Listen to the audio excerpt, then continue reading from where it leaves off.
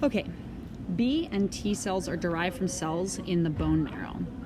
And what we're looking at right here is going to be the stem cell, so that's where they're coming from.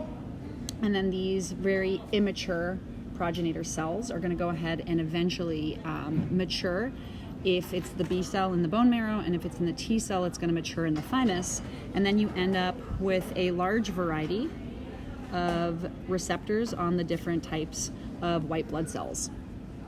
So in order to get all of that unique variety, you need to get some kind of genetic recombination, and that's really only occurring in developing lymphocytes or early developing stages of B and T cells in their maturation process.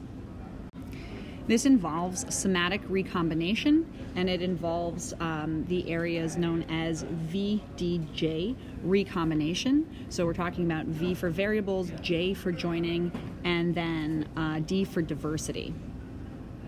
And that process ultimately results in novel or new amino acid sequences in the antigen binding regions of these immunoglobulins. And that to some extent is happening both in the T cell receptors where they're maturing and in the B cell receptors and where they're maturing. So I know in a past video you guys have been looking at what an antigen looks like in terms of its structure. So you can see that the constant region is the same, and then the heavy chain is there, the light chain is there, and there's this variable region, and that's what we're talking about in terms of the genetic recombination. Having that variability really allows us to increase our chances of having antigens that can discover or identify different pathogens, including bacteria, viruses, parasites, worms, and then even things that are altered self cells like cancer. Of course, that can lead into recognitions of things in an allergenic nature like pollen as well. The thing is, if you're going to have all this variability, you need to be able to test it, because you don't want one of the variables to be binding to your cells and potentially recognizing self as a pathogen and then attacking that. If that happens, you can have an autoimmune disease or disorder, which is obviously incredibly harmful. So there needs to be a way for the body to basically test for itself. So what we're looking at here is an image where it takes us through a immature T cell, and it takes us through self-testing to see how they eventually get to mature cells. So this immature T cell, this early T cell progenitor, is going to migrate to the thymus, and then while in the thymus, it's going to develop into different, or develop having different T cell receptors. Some of them are going to develop CD4s, and some of them are going to develop CD8s. And if you remember from a previous slide, CD4s are going to be helper cells, and CD8 cells are going to be cytotoxic. They actually go through a two-step selection process. So in positive selection, what that's checking for right here is for the ability to go ahead and bind correctly to our cells' MHC 1s and 2s, because you want these T cells to be able to talk to the body cells correctly without injuring them.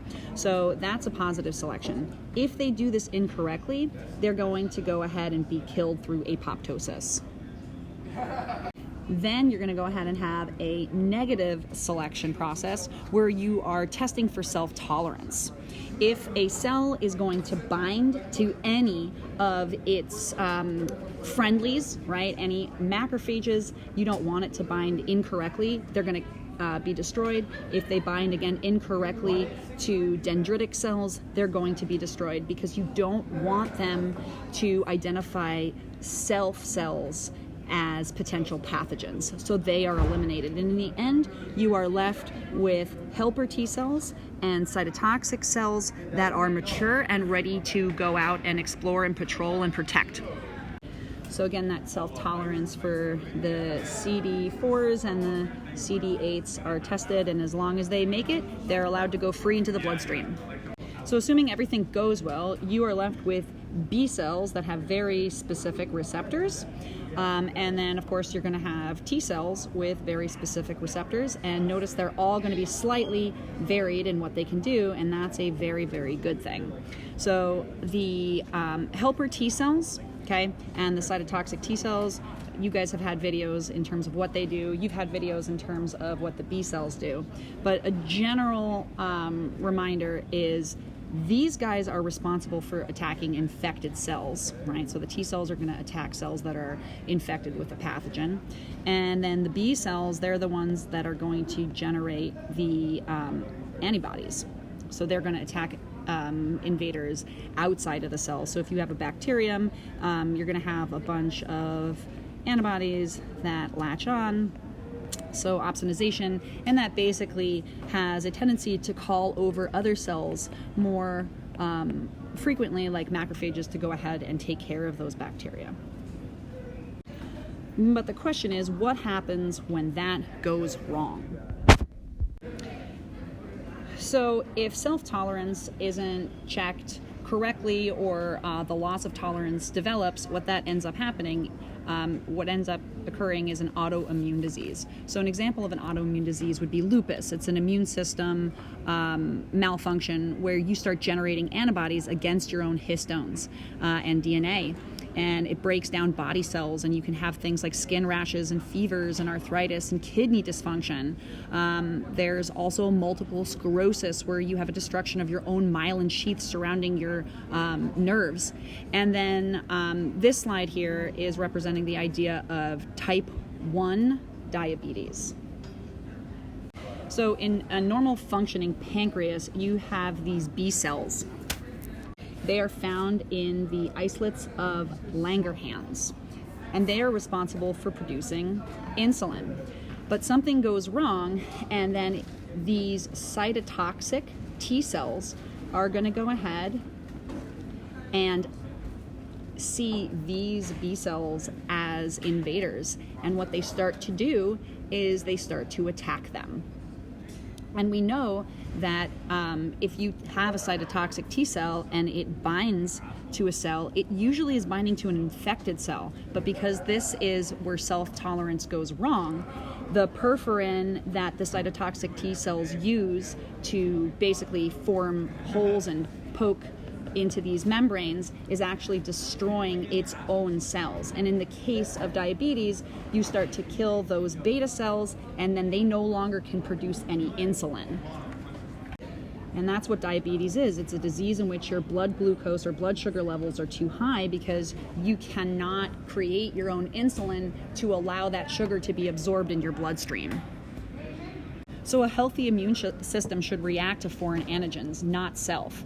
But this can be an issue if you have tissues or organs from transplants, okay? You always need to match the MHCs. You need to try to match the major histone compatibility complexes so that your body doesn't attack the organs that have been transplanted. This is also really important in blood type. So everybody's heard of people with blood type A. Well, they're producing antigens on the surface of the red blood cells, and people that are blood type B are producing antigens that are B. These are glycoproteins. These are proteins with a very specific sugar attached in the membrane of these red blood cells. People who are AB are going to go ahead and express both, and people who are type O are going to express neither A or B. Now this is interesting because these people produce very specific antibodies. Now we don't know why anybody has blood types, and we don't know why these specific blood types release specific antibodies, but we do know that they do. So people who are blood type A produce anti-B blood or anti-B antibodies. People who are B blood will produce antibody A, and then it makes sense that people who are AB will produce no antibodies, because that would again attack its own red blood cells. And then people who are type O produce both antibodies A and B. So when you are a type A blood, okay, you could never get a transfusion of a person with type B blood, because what would happen is all of those antibodies would attack that blood, it would coagulate, and you would die. The same is true of a person who is blood type B. They could never get a transplant from a person who is type A because, again, those antibodies would surround that, coagulate the blood, and kill you. So testing for self-tolerance and having that work is really important. Oh, and that's the bell.